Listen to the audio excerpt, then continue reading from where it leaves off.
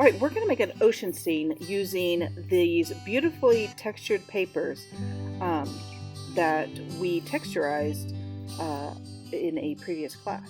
Write your name and class code on the back, always.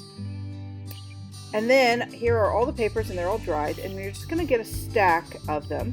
You're going to definitely need some greens and some browns for the bottom of your ocean, and then all kinds of other colors for all of the different sea life inside of your ocean scene here, your under ocean scene.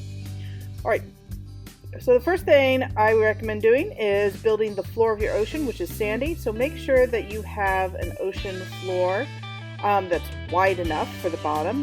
You can do that by gluing two pieces together, making sure it looks good, or getting a bigger piece and then making a nice sandy looking bottom of the ocean line, which is like a wavy line because the waves make the bottom of the ocean look wavy. Just a line of glue will do.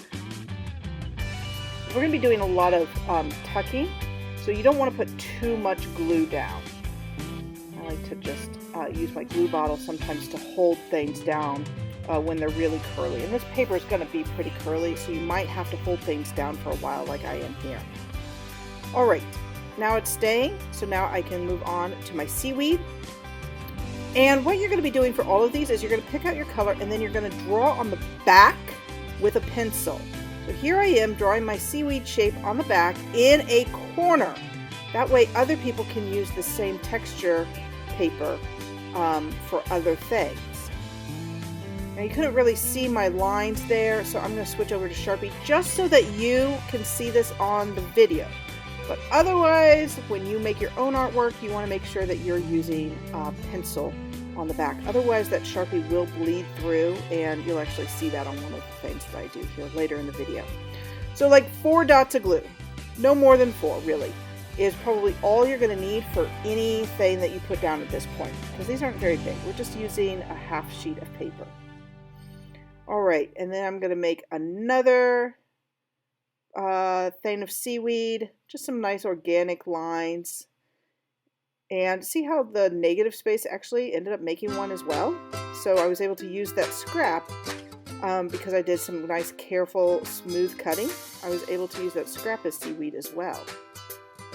All right, so that's looking pretty lush down there. Just a few dots of glue. And tuck that behind. Tuck that one behind. Figure out where I want it and then tuck it behind. A few dots of glue. Tuck it behind, and then that way it looks like the seaweed is coming up from the ground. All right, I switched over to Sharpie just so you could see. Now, I'm not using this whole piece of paper, and somebody else might want my big piece of paper. So I'm going to fold that in half, and fold that in half again. You only need your fish to be about a quarter size of these papers. Draw out my fish, just the main body of it, and cut it out nicely.